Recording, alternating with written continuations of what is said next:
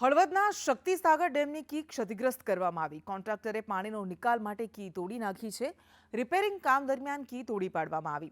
સંરક્ષણ દિવાલ ક્ષતિગ્રસ્ત થતાં તેનું રિપેરિંગ કરવામાં આવ્યું હતું, પરંતુ સુપરવિઝન વગરની કામગીરીનો વિડીયો વાયરલ થઈ રહ્યો છે. હાલમાં આશરે 14 લાખના ખર્ચે ક્ષતિગ્રસ્ત દિવાલનું સમારકામ કરવામાં આવી રહ્યું છે, પરંતુ સુપરવિઝન વગર કામગીરી થઈ રહી છે અને એનો વિડીયો સોશિયલ મીડિયામાં વાયરલ થઈ રહ્યો છે. રિપેરિંગ કામ દરમિયાન કી તોડી પાડવામાં આવી. ક્ષતિગ્રસ્ત હોવાને કારણે સંરક્ષણ દિવાલ ક્ષતિગ્રસ્ત થતાં રિપેરિંગ કરવામાં આવ્યું હતું, પરંતુ આખરે આ કી તોડી પાડવામાં આવી છે અને લાખોના ખર્ચે હવે સમારકામ કરવામાં આવી રહ્યું છે, પણ તેમાં પણ કોઈ પણ પ્રકારનું નિરીક્ષણ રાખવામાં નથી આવી રહ્યું. અને વધુ વિગત સાથે સંવાદદાતા જગદીશ પરમાર આપણી સાથે જોડાઈ ગયા છે. જગદીશ, ડેમની કી ક્ષતિગ્રસ્ત કરવામાં આવી, સુપરવિઝન વગર કામગીરી કરવામાં આવી રહી છે, તો શું વધુ વિગત શું છે આ મામલે?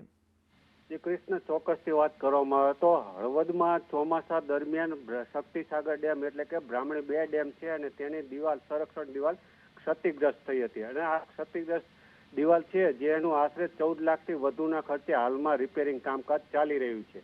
આ રિપેરિંગ કામકાજ કરનાર કોન્ટ્રાક્ટર દ્વારા ડેમની જે કી કહેવાય તે કે દિવાલ તોડી પાડવામાં આવી છે. સાથે જ ત્યાંના કોન્ટ્રાક્ટર સાથે વાત કરતા તેમણે જણાવ્યું હતું કે અધિકારી દ્વારા જે દિશા નિર્દેશ કરવામાં આવ્યો છે ને તેને લઈને જ આ દિવાલ તોડવામાં આવી છે, પરંતુ અધિકારીના સુપરવિઝન વગર સંરક્ષણ દિવાલનું કામગીરી થઈ રહી છે, તો સંરક્ષણ દિવાલની ક્વોલિટી કેવા પ્રકારની થશે અને જે સંરક્ષણ દિવાલની હાલમાં કામગીરી થાય છે તે કેવા પ્રકારની થાય છે તે પણ સવાલો હાલમાં કૃષ્ણા ઉઠી રહ્યા છે.